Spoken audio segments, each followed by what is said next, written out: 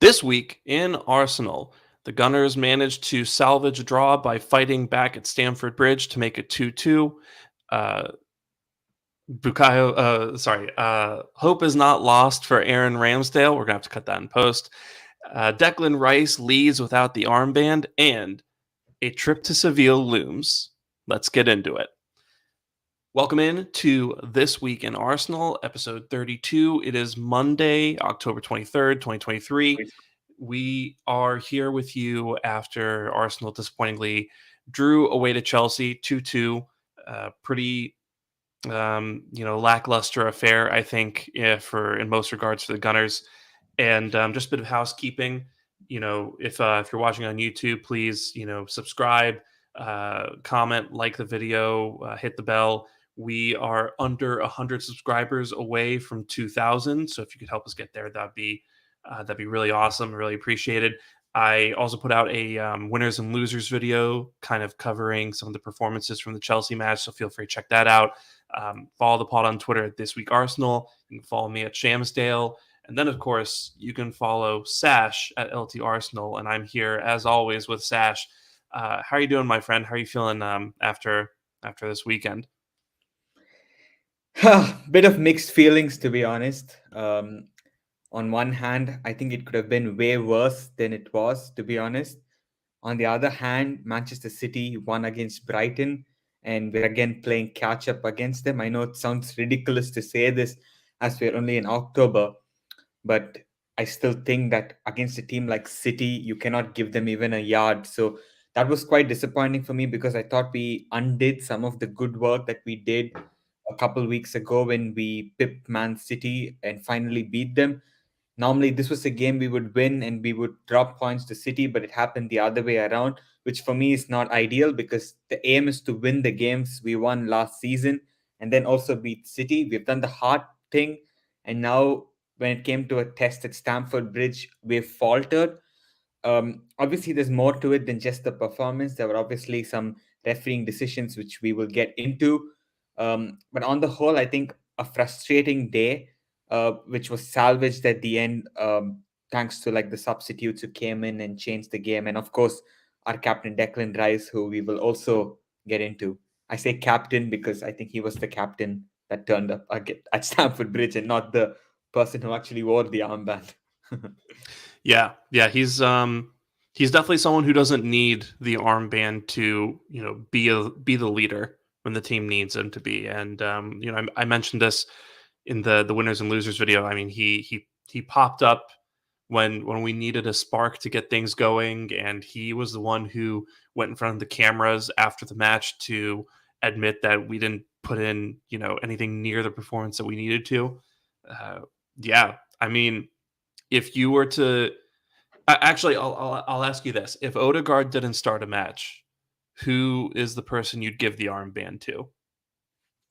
I think it should be Declan Rice, definitely. I know it Yeah, sounds ludicrous to say this, but hey, Martin Odegaard became Arsenal captain after one season at the club, like one full season at the club.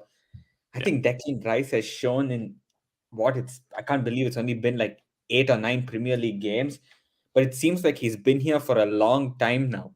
And I think it's a no-brainer that he should be captain. I get it. There's some existing protocol Arteta has in terms of if Odegaard's not the captain, Gabriel Jesus, Vazet, etc., etc. But be honest, Sham, when you look on that pitch, there is one player who plays like he's Arsenal's captain, and that's Declan Rice. When the going gets tough, he's the guy that drags us back into the match. Even against United, we saw it. I know he scored that goal, but even before that, he was the guy who was really rallying the troops on to try and get us back into the match. And even against Man City, pressure moments to put in that tackle on Nunes, incredible player. And I think I said this the other day, even though he's not wearing the armband, for me, he is the Arsenal captain. It's very evident the way he marshals the troops, the way he even speaks in the interviews. Like, I think Odegaard was a really good captain. I think he's a non controversial guy, says the most boring things. And really, the best part about Odegaard is that there's no controversy around him. But Declan Rice, I think he also has that personality, that extroverted personality, which is something maybe Odegaard doesn't have. I'm not saying every captain should have it, but if you have it and you're a player as good as Declan Rice, I think it's only a matter of time before he wears that armband. And yeah, I think it's very positive for him that we're having these conversations just after he's played only 10 games. So yeah, crazy. Yeah, yeah. I don't think you can take away the armband from Odegaard at this point in time, but if there's ever an organic moment to give Rice the armband, I think you absolutely have to. I think we've hit the point where he's shown he's that guy in the Hmm. room. And I know Bukayo Saka finished the match wearing the armband, but yeah, I think Rice is the biggest out and out leader in the squad right now. That's the guy who wants to push his teammates to a higher level. I think Odegaard's more of a leading by example sort of guy, Absolutely. which those are also really important in the squad. But I think Rice is the Merriam-Webster definition of leadership kind of guy. So yeah, I mean, we're not going to stop saying this anytime soon, but just absolutely so grateful to have him in the team. Just what an amazing player he is. Yep, absolutely.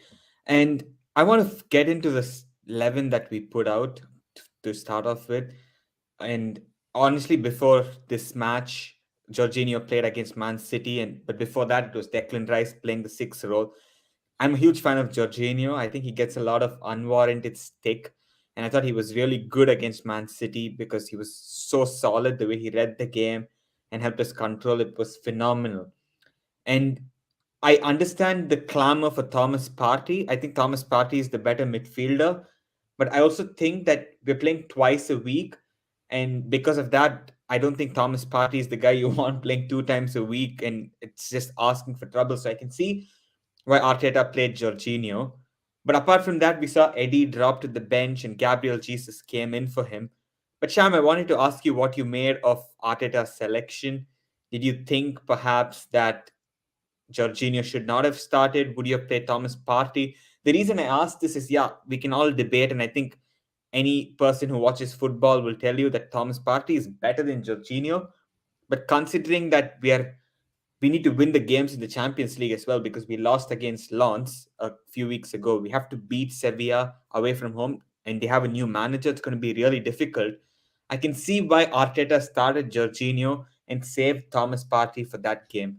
Would you have done it differently? Yeah, I mean, I would have loved to start Party in this match. I'll put it to you like this: I don't think this was a Jorginho game, right? And I'm a little disappointed in Arteta for not realizing that.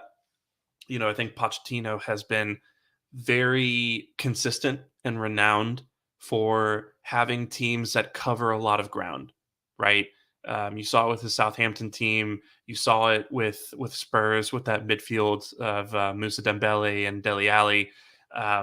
He likes athletic, physical players who run and run and run, and that's exactly the kind of midfield he put out against us with Caicedo and Enzo and Gallagher, right? Those are three really athletic guys. I don't think any of them are particularly amazing midfielders, technically speaking, but those are three guys who will run and they will tackle and they will put in the shoves and the shoulder barges and all that good stuff. And by starting Jorginho, I just think we ceded that midfield control to them, especially when you have Zinchenko as well. I'm always and you know this. I'm always really nervous when we start Zinchenko and Jorginho together, right? Yep. Because those are two guys that, for all of their technical quality, and it is a sky high level, for all of their technical quality, they do not have the athleticism and the defensive chops to deal with stuff like that, right? And we were playing in a really rainy kind of torrential downpour. The pitch was absolutely soaked. It looked like we were playing on porridge at times. That's not the game that you want the technical guys in. That's not the game that you want like the metronomes in the center of the park and like the guys who can hold on to the ball and give us 98% possession, right? Because you can't. The conditions have nullified that. So I'm a little mad at Arteta for not leaning into the physical capabilities that our roster currently has. Hmm. So I agree with you. I don't think Party's at a point where you can roll him out 3 times a week yet. Or I'm not sure he'll ever really be there. But I would have even taken like Rice at 6 and then Odegaard and then Havertz at left 8, right? I would have taken something like that. Just three guys who can compete in the on the pitch with again Caicedo, Enzo, and Gallagher. Because that's where I really thought we lost it. And as a result, we got pressed. The referee let them get away with as many tackles as possible, and Jorginho very much became a non-factor. So yeah, I was really disappointed with that. I will say I think we missed Party's verticality on the day, and I would have been happy to play him against Chelsea and maybe roll out, um, like again, like Jorginho or someone against Sevilla. But yeah, definitely the midfield that we played on the day was not the correct one. Yeah, yeah, and I think it's a tough one, because I can see why Arteta wanted to play like two sixes, although Rice obviously has a little more freedom because he's playing as the eight. I can see why Arteta wanted more of that solidity.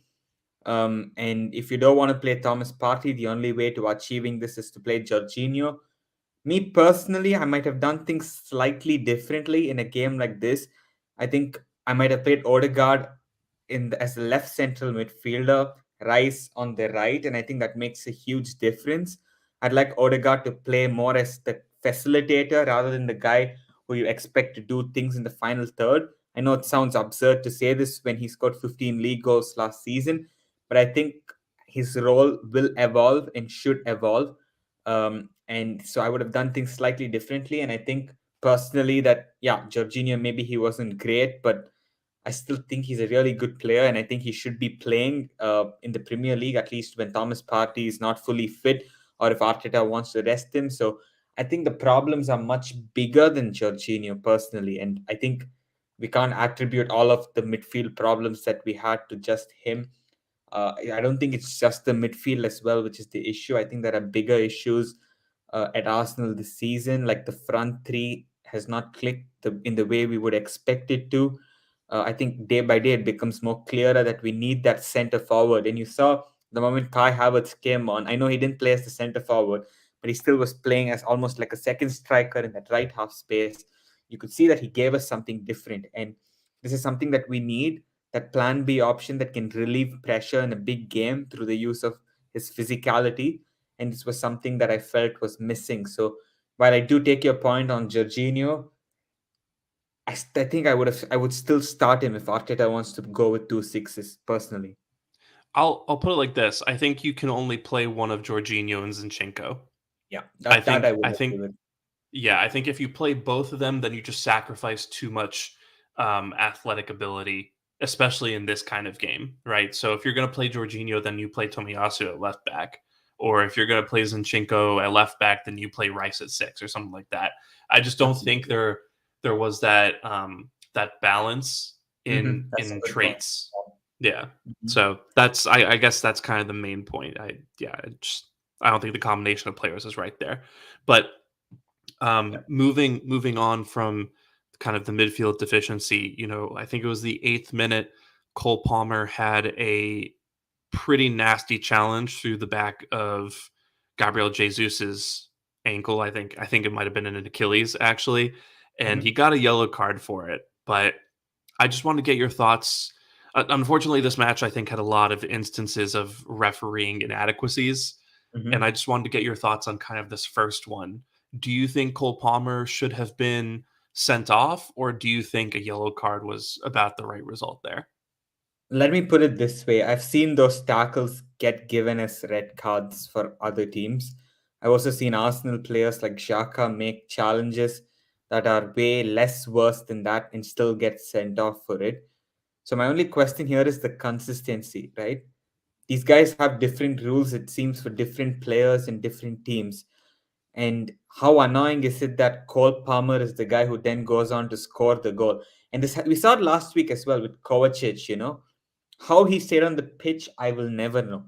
And when these sort of things happen against Arsenal time and time and time again, it really makes you question it. Like, how many times will the same thing happen against tell me, Sham, like seriously, I've lost count of the number of situations like this that don't get given against Arsenal, that are brushed under the carpet. When we win the match, maybe as fans we don't make a big deal out of it. Like even Kovacic, in the moment we were angry, but after the game, since we won, it's forgotten. It's when we draw and lose the matches where these things really come to the fray. And I think it's been happening even in the games we have won this season, where opposition players have made horrible tackles, which have been red cards for players of ours, but won't be given as a red card when it happens against us. Honestly, I was very disappointed with that decision not to send Palmer off. Yeah, and I could already kind of see a lot of the excuses that people are going to make for that challenge, right? Like, oh, it's too early in the game, which I always think is such a stupid rule. If someone walks out and onto the street at like 5 o'clock in the morning and shoots someone, is it too early to charge them with murder? No, it's not. No. Um, I never understood this rule of like, oh, it's too early to give a red card. If it's a red card, then give a red card. Yeah, But also, it's crazy. yeah, yeah, and I also heard people saying that's an orange card, and I understand that sentiment, but the problem is I've seen dozens of these orange card fouls against us, and I can't remember the last one that was a red card. It's Yeah. always on the yellow cards side of the scale for us, and I just can't help but think if that if that was I know we don't have him anymore, but if that was Granit Xhaka, right, or if that was Gabriel, or if that was Martinelli who committed that foul, right, is he on the pitch? I No. don't think he is. So it's just and apparently there's some guy tweeted that we're gonna get an apology. I'm not sure how credible of a source it is, but you know just once again, like the ex referees getting on Sky Sports and saying that that was a red card and these other fouls should have been given, stuff like that. It's just it's so disappointing, and for Palmer to end up being the guy who scores the penalty to give Chelsea the 1-0 lead. I think as soon as he got away with the foul, I was like, yeah, no, he's putting the ball in the back of the net today. He's he's Yeah. doing something today. So Yeah, that's yeah, it's just disappointing, and I keep wanting to avoid saying that there's an agenda against Arsenal, um, but like I don't know. You just there's got to be some sort of subconscious bias at the very least. So I don't know. Yeah, no, I mean, when it happens 100 times, you start to question it. We've seen it, Yeah. like, even, for example, Rob Holding sending off against Spurs in that crucial Champions League fixture. The Hmm. first one is so harsh to give a yellow. Martinelli getting two yellows in the same sequence of play. It seems as if and Tomiyasu's yellow as well Yeah. against Palace. It seems like some of these decisions only happen against us, and when it's us on the end of these decisions time and again, it's hard not to think that there's some sort of an agenda going on against us. And against Brentford last season, they didn't draw lines for offside. I mean, I could go on and on. We could speak this for this entire show. I think Yeah. about bad decisions, but it's super frustrating. And I guess, yeah, we just vent out our frustrations now and hope that things change. And as you mentioned, it was Cole Palmer that slotted home the penalty. Obviously, in the sequence to it, you can see William Saliba jumping up in the air, and it was given as a handball. Now, here's the thing, right? I think in this particular case, that by the rules of the game, it is a penalty. However, the rules of the game are a bit flawed, I think, personally, right? And I'm not blaming the referee for this. I just think, how do you expect someone to jump? You can't jump without your hands. It's like not possible to jump high in the air. You need to jump like this with your hands. Yeah. And I think it's incredibly unfortunate that it happens to Saliba over there. But I also think, yeah, the rules of the game are a bit flawed for that to even be given a penalty, because it's almost as if the people that make the rules haven't played the game. And for me, that's what's a bit annoying, because how can you expect a defender not to use their arms there? And is Saliba such a good goalkeeper that mid-air he's going to jump and intercept the ball like that? Come on, like I just cannot buy that. But yeah, it gets given a penalty, and of course, Cole Palmer scores it. But Sham, what did you make of that? Obviously, a lot of discussion on Twitter around that. Is it a penalty? Is it not a penalty? I felt personally that it is, but as I mentioned, I just think it's the rules of the game. They were a bit flawed in this instance. Yeah, I'm on the same page as you, right? Where the they followed the rule and the precedent that other referees have set, but the rule itself is the problem, right? Um, so I don't think you can really fault the referee there. You have to fault the people who make the rules in that instance. And like you said, it's a rule that doesn't really contemplate how football is actually played. I mean, what is Saliba supposed to do? Just jump straight up with his arms at his side? And I don't even think that would work. I think eventually we'd be talking about the ball hitting his arm while he's at his side, and is that a handball? Should they not have arms anymore? Yeah, exactly. I mean, come on, like what do you expect these guys to do? Yeah. And also I heard something about how apparently they gave it as a handball because Mudrik's header was on target and Saliba interfered with it. The header was off target. That was going to be a goal kick, and then you Yeah. decide to give them a penalty for it.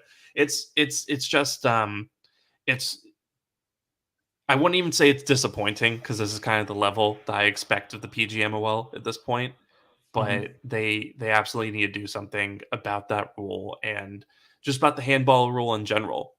I think Mhm. I think we've gotten far too in the weeds about what a handball is supposed to be. A handball, the handball rule should literally just prevent instances in which a player very purposefully attempts to manipulate the ball with their hand, right? Exactly. So I don't want to see penalties where someone kicks the ball into someone's arm when it's like right by their waist, and it's a penalty. If someone is actively trying to grab the ball, if someone's arm is in like a very unnatural position that Yeah. isn't how you're coached, Yeah. then yeah, give it a penalty. But the guys jumping up in the air, yeah, it's silly, and it's just classic referees not using their brains when they need to, and the whole system kind of being a little broken. It's like they think it's just theory, like, oh, okay, if the ball touches the hand, it's a penalty, but they don't look at the game, how the game is played, the dynamics of the game. And yeah, I think it's very unfortunate for Saliba, and of course it's Cole Palmer that puts the dagger after he probably should have been sent off some minutes ago. But I think that's Yeah. typical Arsenal, isn't it? Yeah, no, 100%. And yeah, again, like I said, as soon as Palmer got away with that foul on Jesus, I was Knew it. pretty sure that he was gonna do something. So um Yeah. yeah, no, that was really annoying. But um I think what was even more annoying after that was the very lackluster display that we had. Mhm. Because I think Chelsea were out the blocks pretty quickly against us, and we didn't really put up much of a fight. We played very tentatively. It's the third London derby of the season in which we really showed up and played without purpose, as Mikel Arteta said. So I just kind of wanted to ask you, what you made of Arsenal's display for the majority of the match, and in particular, kind of the performance of certain players like Odegaard and Zinchenko. Yeah, I thought very underwhelming, to be honest. I think Martin Odegaard, he's just been quite poor for major part of the season by his standards. By what we know Odegaard can do, he's not been the same player. I think personally that he does miss Thomas Partey quite a bit. I think Odegaard plays at his best when he has that midfielder who's constantly finding him in between the lines. I don't think Declan Rice is like Thomas Partey type midfielder who's always going vertical. I think Declan Rice plays a lot of horizontal passes, but he also can hit the vertical passes as you've seen. He's a different type of midfielder, Thomas Partey, who's always vertical, always picking the players in the pockets. And I think Odegaard, being that pocket player, likes that six who always finds him in between the lines. So I think Odegaard has missed that. But I also think Odegaard has missed Granit Xhaka on that left central midfield position spot, because right now Odegaard has quite some work to do, even in terms of helping the team build out. He has to drop deep from time to time and help the team out. And that left central midfield spot is not the same without Xhaka, who brought a lot of technical security to the team in build up and as well in the middle third in those areas. So it was Odegaard was not getting found in between the lines by just Partey. It was also Xhaka who would find him from time to time. And I think he misses those two players more than anyone else. And I think as a result, you're seeing him now get very desperate in those situations. He gets into the final third. You're seeing him take shots, play in a way that is a bit uncharacteristic to how Martin Odegaard plays. And I saw someone tweeting, I think it was my friend Chief at Ali Adier, and what he said was when Odegaard is bad, he is bad. And I think I resonate with that a lot because when Odegaard is bad, he's actually one of the worst players on the pitch. But when he's good, he's like by far the best player. And I've said it from time to time. I've said it always that when Odegaard plays well, Arsenal plays well. When Odegaard doesn't play well, Arsenal don't play well. He's the guy the team is built around. The moment he is out of the game, Arsenal suffer. And I think this is something that we have to look to fix. If you can't get Odegaard playing well, try to find another solution there because this has been happening right through the season. He had a few good games. I will give that to him. But for the most part, he has not been the Martin Odegaard that we know. And I think it's largely down to the personal change in midfield. And coming to Zinchenko as well, who I thought was the other underwhelming player, I always get stick for saying that we shouldn't be relying on Zinchenko to the extent that we are. And I have no agenda on Zinchenko, okay? But let's look at him. He's a guy, he's a midfielder, first of all, who's playing left back, right?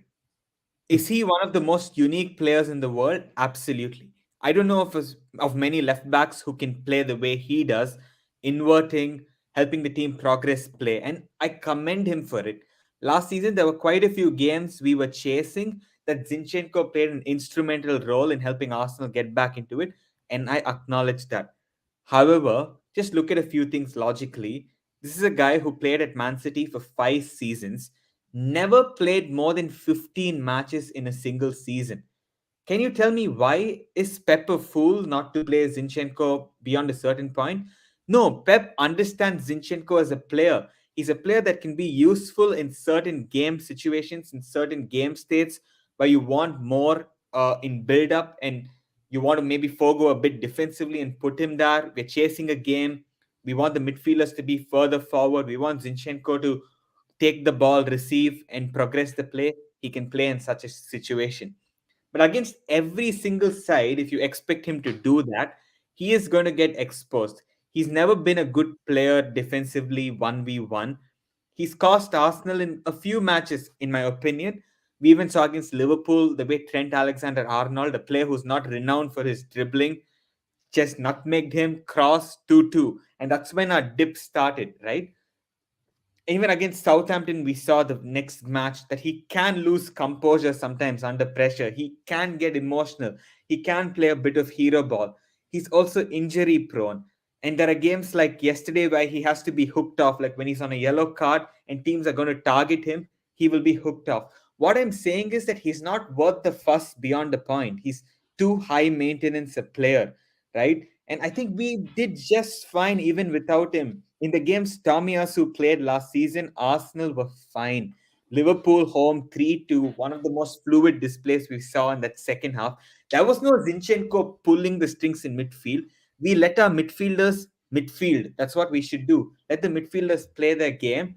I'm not saying the fullback should never invert, but we don't have to rely on a left back to carry the build up to the level we do on Zinchenko.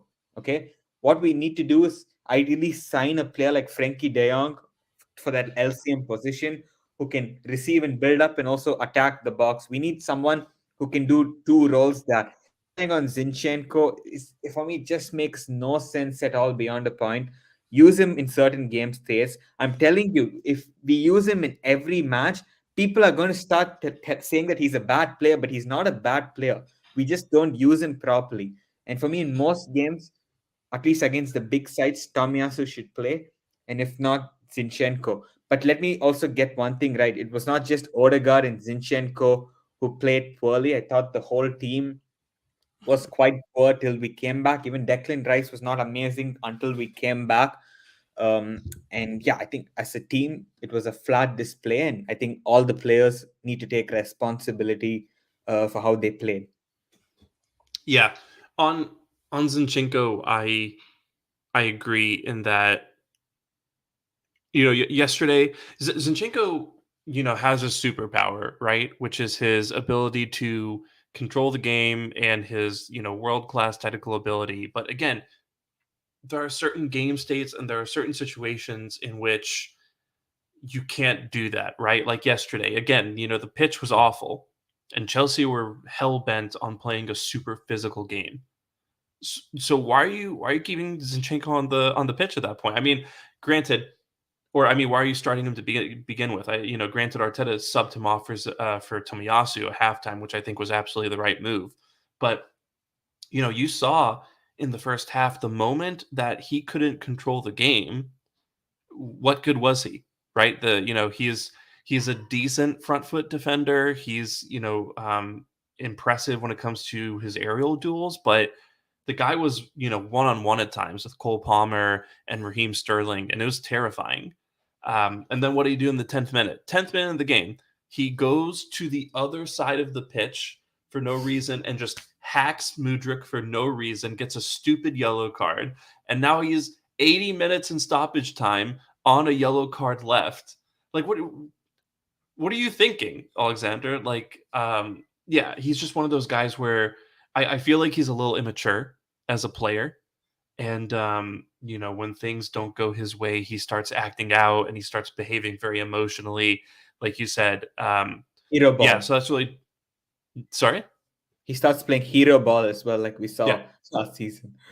Yeah, he starts trying to save us on his own. And yeah, it's just I do think one of the things that this team needs to really consider is transitioning and evolving towards, kind of like City do, that four center backs across the back line kind of deal Hmm. that they do. And I Hmm. think Tomiyasu really has set Was so himself up good. here.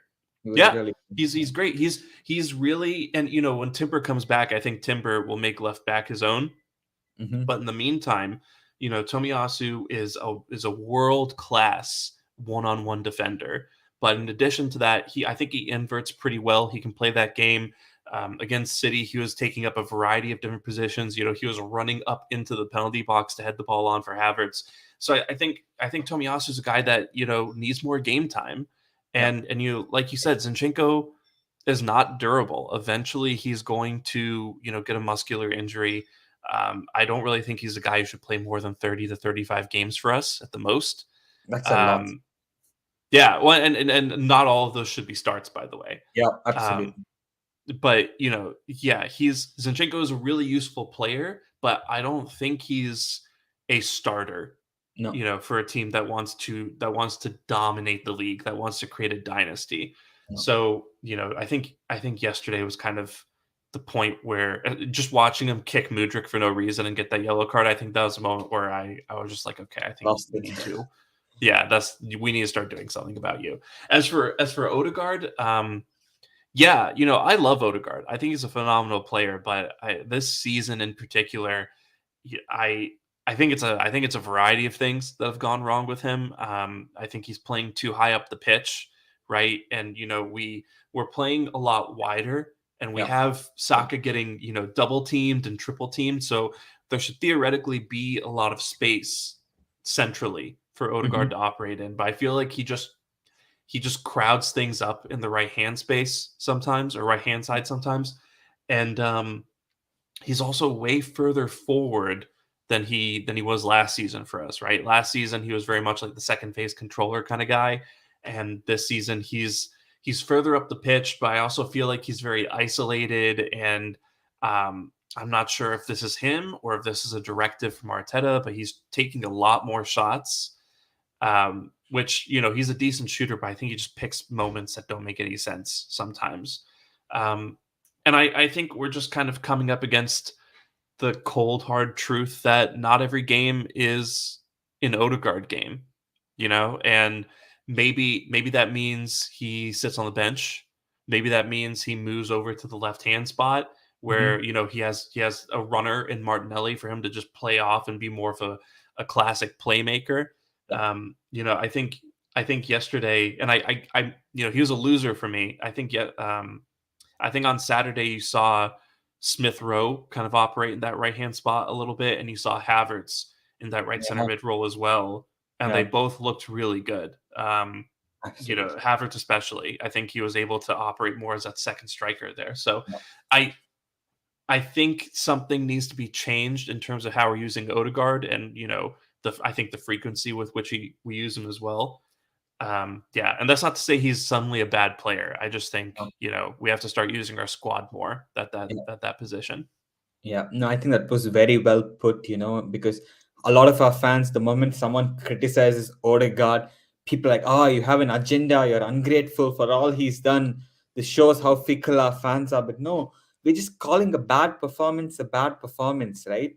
And no player is beyond criticism.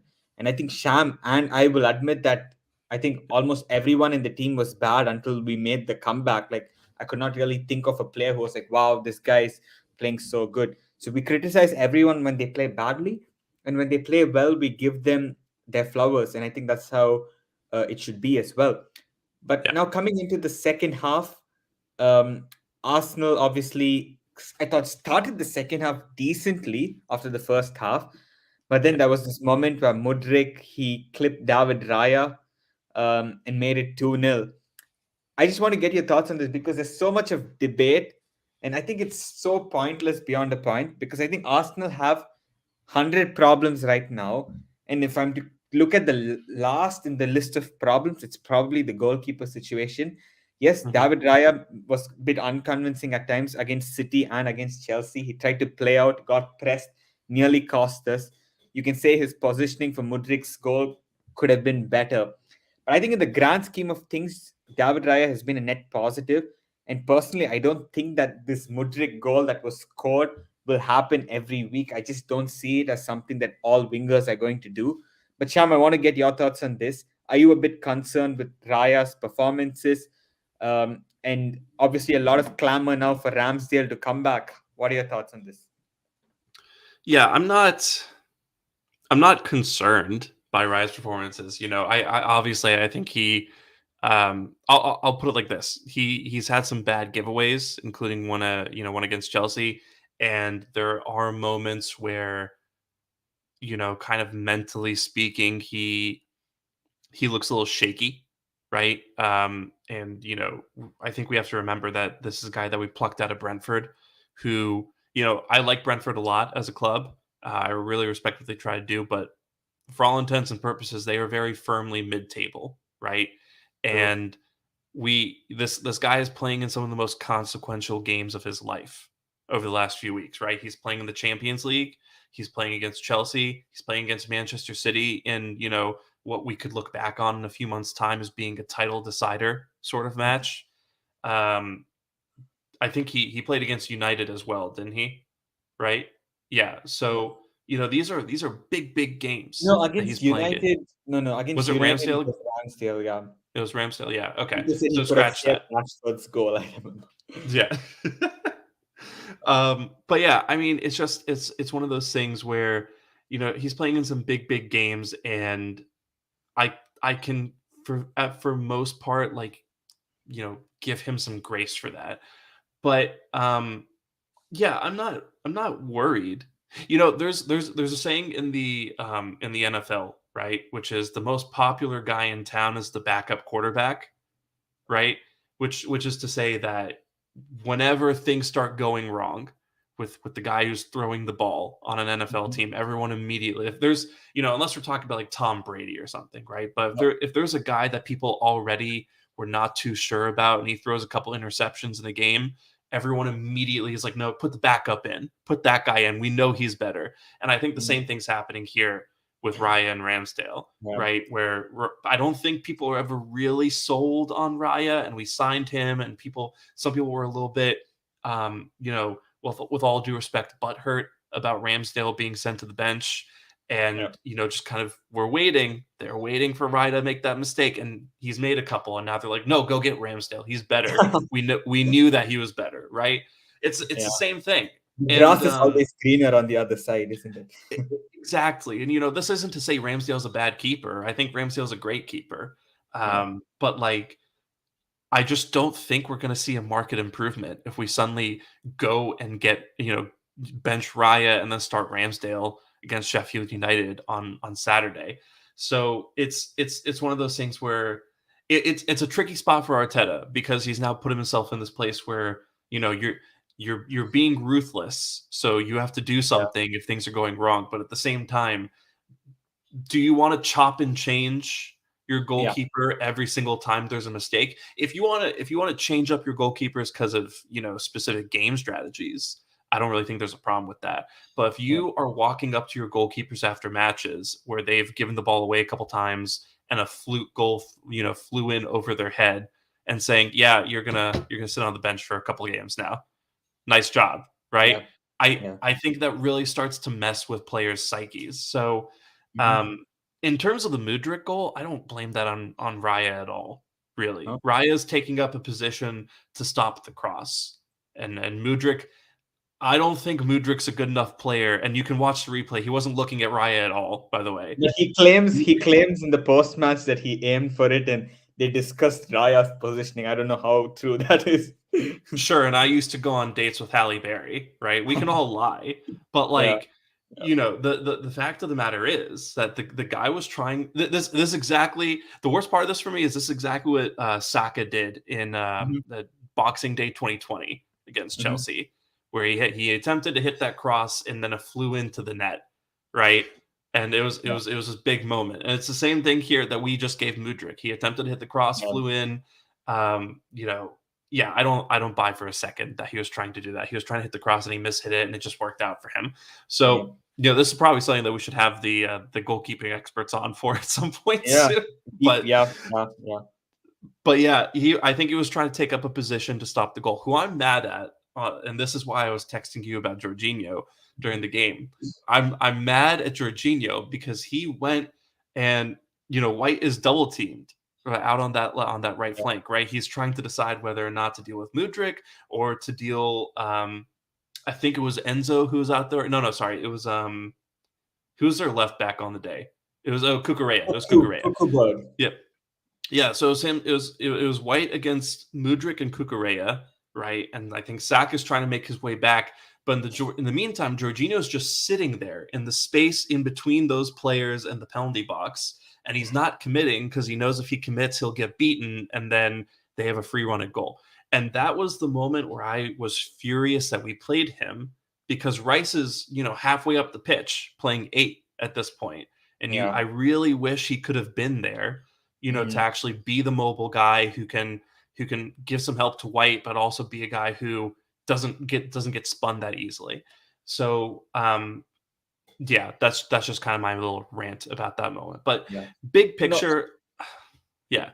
Sorry. no, sorry. Go on. Sorry. Go ahead. Go ahead. Sorry. Yeah, just to wrap up, I think big picture, I don't think Raya's done anything ridiculously bad enough for him to lose the job, and I don't think Ramsdale is the upgrade that everyone thinks he is. I think they're about even in terms of their ability. I just think the ceiling for Raya in terms of his distribution is a little higher, and if you're trying to, Mhm. make up those 5-4 points against Manchester City and finish above them, those are the minuscule margins of error that you're trying to fix. So Yeah. this is going to happen when in that sort of endeavor.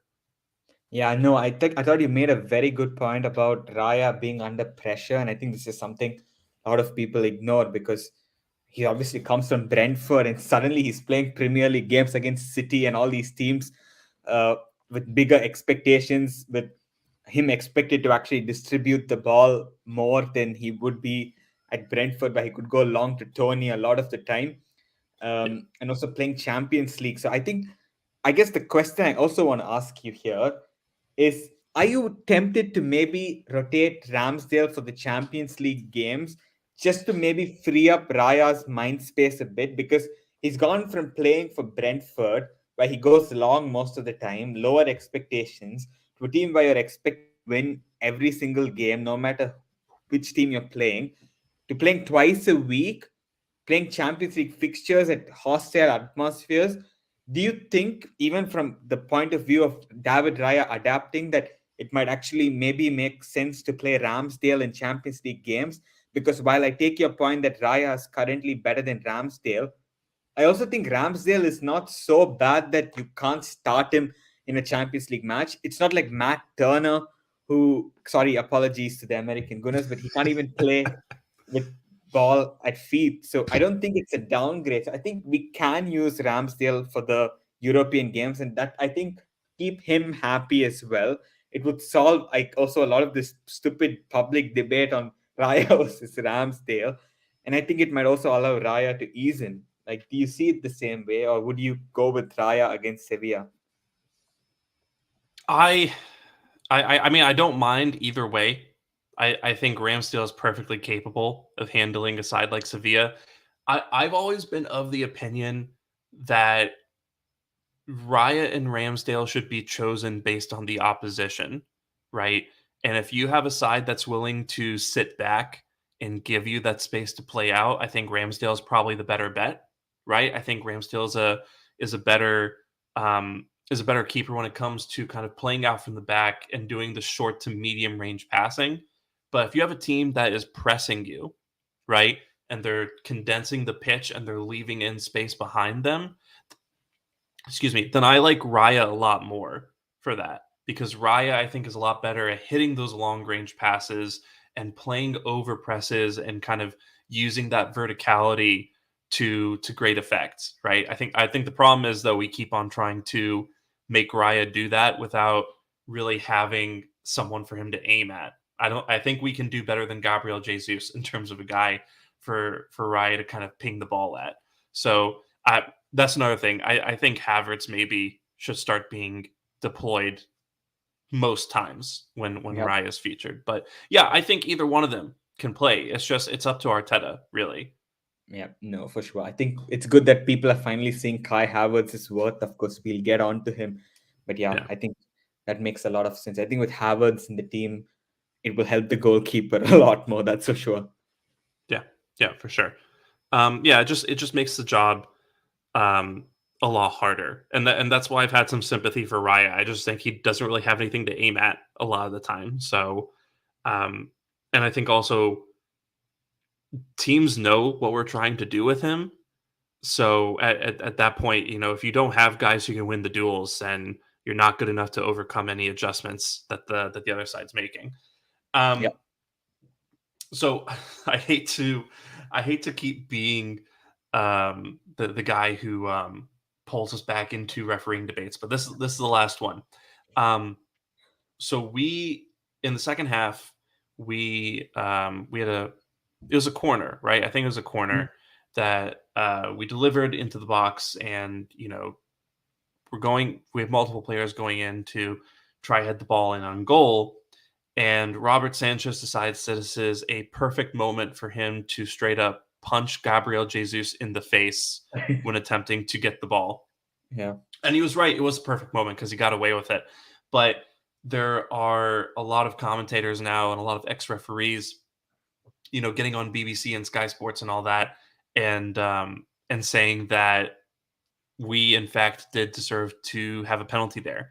So I just wanted to get your thoughts on that situation and whether it's yet another refereeing mistake that could have potentially benefited us had it been handled correctly. Look, I'm a very fair person, okay? For Cole Palmer's challenge, I'm happy to say that, okay, maybe it can be a yellow card. It looked, as you mentioned, orange, but cool. Yellow card, fine. I get it. It's inconsistent, but okay. If you just look at that decision alone, fine, okay. Then you also have the handball on Saliba. I'm really fair. What I'm saying is also that um, by the rules of the game, that is a penalty. Unlucky, take it, Chelsea. Take all these decisions, no problem. But this one on Gabriel Jesus is a stonewall penalty. Okay, this is the same thing that happened with Onana earlier on in the season. The PGMOL also apologized to United, saying that apologized to Wolves that they made a mistake. But no, for Arsenal, it's different rules, and doesn't get given. Yep. And what they might probably come with an apology, but that apology is not going to get us 3 points. So this was, I think, the worst decision out of all the decisions in the game. This was the Stonewall penalty. Like, Sham, you can't have any excuses for this one. Like, even the Cole Yeah, Palmer challenge, much as I disagree with the logic, even saying that, yeah, it's early on in the game, 8 minutes, okay, fine, take it. But this one, there's no excuse not to give it. Okay, there's absolutely no excuse. I don't even think it was checked properly. And it seems to me no, like goalkeepers, they can commit assaults and get away with it. And again, I don't get it, man. I absolutely don't get it. yeah, And also, we have a comment here from Venkatesh Ramakrishnan. He says, before that even happened, Tommy's shirt was being pulled when he was the one who got his head on the ball. Eventually, two penalties, if you ask yeah, me. There you go. I mean, I think yeah, this is a really good point because I think, yeah, there could have been multiple instances in that same situation where we could have had a pen. So, like, it's crazy to me that it was not even checked properly. And you could see Arteta was fuming in the press conference after the game. yeah. I'm sure part of it was to do with our performance, but I'm also sure that a large part of it was to do with some of the decisions that went against us. And for me, if the officiating had been fair, if it had been right, Arsenal win this game, and we would be saying that, yeah, it was one of those away wins where we had to dig in and win, but it was not. And I think a large reason for that is the officials let us down. We played badly. I admit that. I'm not someone to mask that, but I think we should have won the game if the officials just did their jobs properly. Yeah, and I think Arteta said that he complained about it and he got a yellow card for it, which Typical. just goes to show again the attitude of these referees. They don't care about getting their jobs right. They care about protecting themselves. Which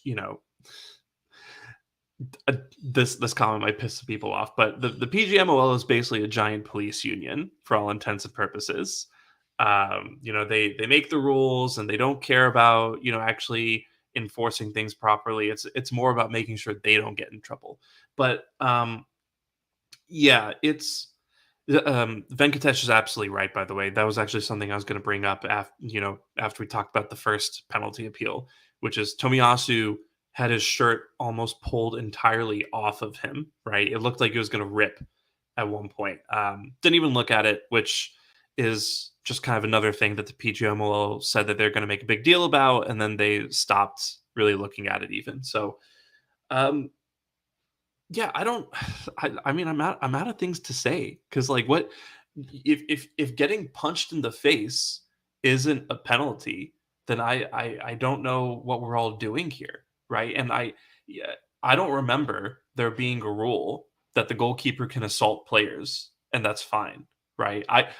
I don't think Raya can assault. Like, I don't think Raya can get away with punching anybody in the face. No. Personally, I think if Ramsdale punched someone in the face at any point last season while trying to save a corner, he would have gotten we would have gotten a penalty. He would have gotten a Mhm. red. We would have all been on his case until he deleted his IG, and then we would have moved on. So I guess at least there's consistency. They didn't give it for Wolves and they didn't give it for us, so that's something, right? But Mhm. yeah, no, it's pathetic, and I guarantee you, at some point, Rodri's going to get punched in the face by a goalkeeper, and then City's going to get a penalty, and yeah, Yeah. and Yeah. we'll just have to keep ourselves warm at night with the PGMOL apology. Yeah. Um, yeah, I don't know. I'm Just makes so it over them. just makes it so hard for us sometimes when on the days we don't play well, for us to also have to deal with some of this nonsense. But Well, yeah, I mean, it is what it is, like that's That's not. that's the most frustrating part is that it's on us now to always play at a level where even if the referee has a piss poor game like he Yeah. did here, right? No red card for Palmer, uh, stupid penalty against us, no penalty for us, right? Those are big margins to overcome, right? We're talking potentially like a 2.5 goal margin, right? And we have to play well enough to overcome that even on our bad days. Yeah, it's absolutely disgraceful. Absolutely.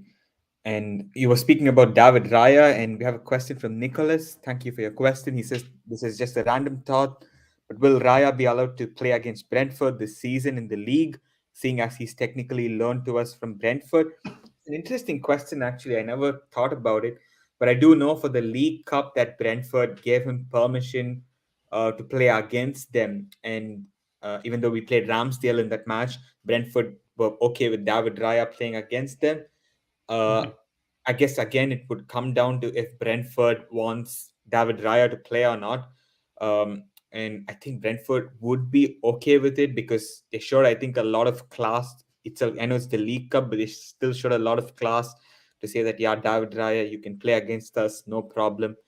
So I don't see that being a problem. And also the way Thomas Frank spoke about the transfer, he said that it's loan only to like help in the accounting, Yeah. and it seems like all parties agree that it's a permanent move. So Brentford showed a lot of class in the League Cup to allow him the chance to play, and I'm sure they would do that in the league. But Sham, unless you know something else, I guess this is it, right? Yeah, I mean, I do remember a report coming out saying that they would be fine with him playing against Brentford in the League Cup. Mm-hmm. So I can't imagine that they'd have much issue with Raya playing against them in the league. Yeah, I mean, based on Thomas Frank's comments, this is an option in name only, and they're already kind of treating Raya as a permanently transferred player. Yeah, yeah. No, a lot of class then from Brentford to Yeah. actually allow that because most teams wouldn't show it. Yeah. No, I mean, again, like I said, really, really respect that club and kind of the values they uphold. Absolutely, absolutely. Yep. But then in during the game, of course, coming back to the game, we spoken a lot about decisions. We've spoken about how poor we were. But I think now for some positive, and I think that came after the 78th minute. We were 2-0 down at Stamford Bridge against that mid-table club, and we were all dreading what would lie ahead in the week because we didn't really create anything so clear cut until then. But thank you to Mr. Sanchez for that beautiful gift. And what a finish by Declan Rice it was. And from there, Arsenal came back into the game and used that momentum with Trossard, who made it 2-2. And after that, we had a chance as well with Eddie, who almost scored. I thought that was closer than it looked. Fantastic comeback by Arsenal. Obviously, we have to give a lot of credit, I think, to Declan Rice, who was the guy who once again, with a moment of real quality, brought Arsenal back into the game. But it was not just him. Trossard obviously deserves credit for the goal. And even Kai Havertz, who you spoke about in that right half space, making a huge impact, along with Emil Smith Rowe, who also had some nice moments. So, Sham, how do you see this comeback? Do you think that this comeback is something that we can take a lot of positives from? Um, and do you see it as a point that we have gained? Or do you think that it's still 2 points lost? Like, what did you make of the comeback as a whole, the players that were involved in it, and what this means? Yeah. Um, I think the positives I take from the comeback are that our bench has a lot to offer. Right? We saw. I don't really think Nketiah did all that much, but we saw Tomiyasu come on and really bring some stability. Um, I will say, like Nketiah, does what he always does, which is make the runs, open up the channels a little bit, keep the defenders honest, and that's not nothing. But yeah, I think Tomiyasu did really well at left back. I think Havertz and Smith Rowe came on and showed that there are legitimate options that need to be considered at the eight positions. I don't think Havertz has worked out at left eight, but something about right eight seems to allow him to function as that second striker that we need him to be. Um, Why do you so think that that's the was case, though? I I think that might have to do with the fact that our left hand side is very like central. Like the left hand side is basically Zinchenko inverting next to the six, Mm-hmm. and then you have Odegaard kind of moving out to the right and trying to combine with White and Saka, and then you have Martinelli who never really is like a big combinations guy. Like Jesus is really the only guy that I've seen Martinelli like combine well with on a regular basis, and I guess Xhaka as well. But I think Havertz just was like very isolated out there, Yeah. out on the left. And, if he's making runs into the penalty box, I think there's a lot of space he leaves in behind him based on Mm-hmm. how the team's configured around him. On the right, I think it's easier for him to combine with Saka. And then, also there's more space for him to kind of. I think our center forwards like to drift left a little bit. So I think there's always more space on the right for him to kind of drift in between Saka and the center forward and be that second striker. And you have White as well overlapping and creating some more True. dynamics and combinations there. So I think it's just there's more of an infrastructure for Havertz to play on that right hand side. Yeah. Yeah, that's my take on that anyway. But yeah, and I just think we learned that these players on the bench have something to offer, and also Trossard. Of course, Trossard came on at left wing, and had I think a really nice move to get to that ball and then kind of tap it in past Robert Sanchez. So Mm-hmm. and Party didn't even play, which I think if Party played, we might have won. Yeah, so I think that says a lot about just the depth of quality that we have on the bench, and it's really encouraging and really impressive in terms of whether or not this is 1 point gained or 2 points dropped. I'm I'm going to give us the benefit of the doubt and say it's 1 point gained Mm-hmm. because I think if there's anything I've learned from this game, it's that we've underrated Chelsea a little bit here. I do think you can say that once we actually started playing, we really quickly demolished a 2 goal lead. But before that, I think they showed everybody that they're starting to put it together, right? Mm-hmm. And You better put it that together after spending 1 billion though in a year. yeah. Like, come on. Yeah, no, yeah, I know. I mean, the bar is immensely low for them, which is crazy. But they didn't get half the cooking that they deserved for spending all that Yeah. money and being where they are right now. But yeah, I think they just showed that they're maybe a little bit of a better team than where they are on the table right now. I don't think they're Yeah. much better. I don't think they're going to get into the Champions League, right? But Mm-hmm. there's enough talent in there, and I think Pochettino's a good enough coach where they're not saloon doors. You kind of have to work a little bit to beat them. So um, in that case, and it being an away trip and a big rivalry for us and not the best conditions for us to play the brand of football that we like to play, I'll take the point in this case because I believe it was Pet at AFC Pet who tweeted ahead of the match that the important thing is not the big result, but the result after the big result, right? And I tend to agree with that.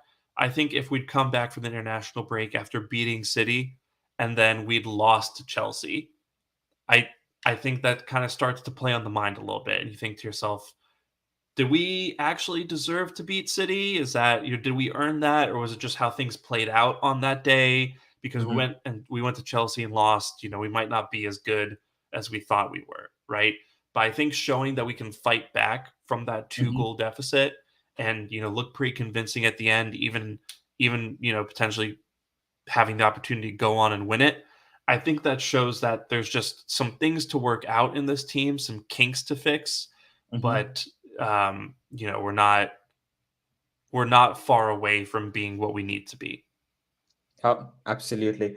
No, could not agree more. I think as well that it was a point gained for us, definitely in the circumstances of the game. You have to give credit for the to the team, even on a bad day that they wouldn't lose. And we're still unbeaten in the league, which I think is great. And psychologically, it's really good for us to like not accept defeat. And honestly, we've been poor in the first 9 games of the season. If I'm being very honest, we've not been the same as last season, but still we are second or we'll be third today, I think, but we're second more or less in competing with City. So I think I'm happy with the position we are in. But I also think that there are some alarm bells in terms of how we are playing, which needs to be fixed soon, or Yeah, this might escalate because the players have shown a lot of character, a lot of personality. But I wish they didn't have to show this much character and personality because they're too good to be struggling against that Chelsea side. So from my yeah, from my point of view, things need to be fixed. And finally, Sham, before we go, as it's already crossed the 1 hour mark, I want to ask you, what should we do to fix this mess? Like, it's not a mess, but fix this, I guess, performance from not repeating, because we've seen in quite a few games this season, as you mentioned earlier, like in the London derbies, we've been a bit underwhelming. What would you change going into the next Premier League match to prevent, I guess, a performance like we saw today, like we saw a couple of days ago?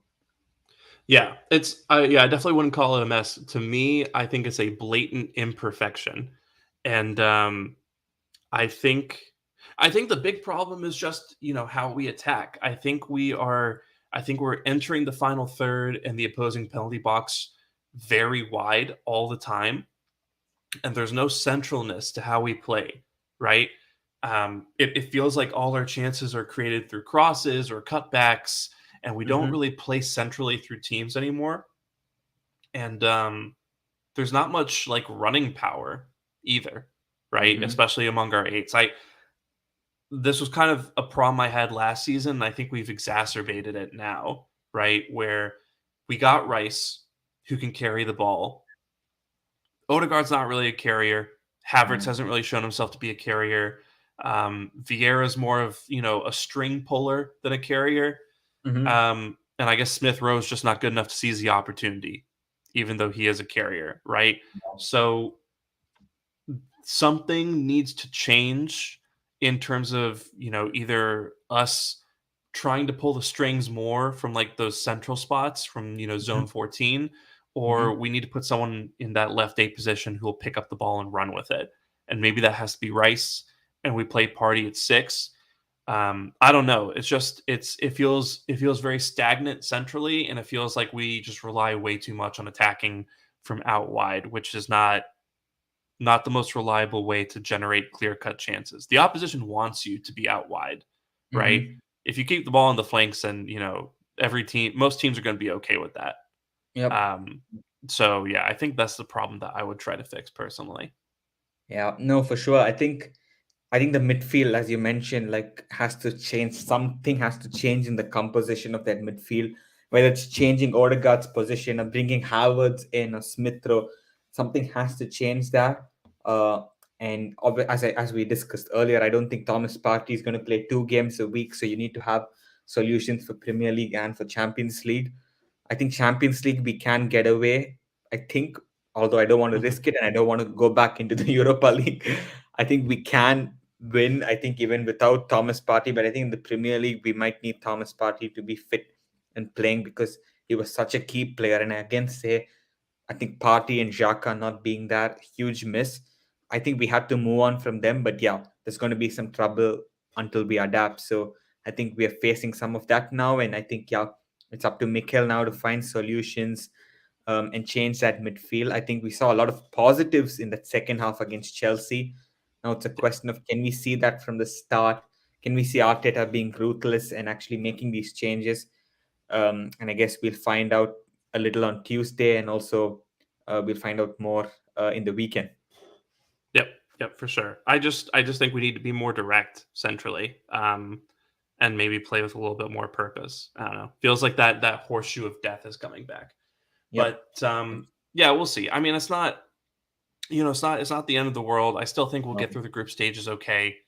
But yeah, I just think we're hitting that point where those are kind of the margins, and if you don't if you don't fix it, then this is the kind of thing that makes you second or third instead of first. So true, true. yeah, we'll see what happens there. Absolutely. Yeah, Fingers crossed for yeah, a better week. yep, yep. Think that's good point to call it. Yep. Yeah, yeah. Well, so we'll put a bow on this then, and thank you to everyone for tuning in and watching and being with us here. Um, Despite it being a pretty disappointing result, I was really looking forward to talking shit about Chelsea and sharing all the memes for that. But we'll have to wait until they come to the Emirates. So we will be back with you next weekend after the Sheffield United match, and in the meantime, again, you can follow me on Twitter at Shamsdale. You can follow Sash on Twitter at LT Arsenal. You can follow the pod at This Week Arsenal. And if you're watching on YouTube, subscribe, ring the bell, hit the like button, comment. We really appreciate your comments during the stream, by the way. We think it really adds to the conversation and gives us some cool things to talk about. So please keep on doing that, and you can also catch us on Spotify and Apple Podcasts.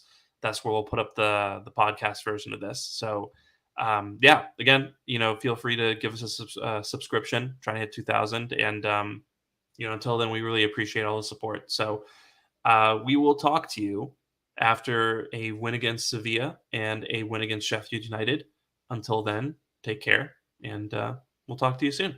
Bye bye.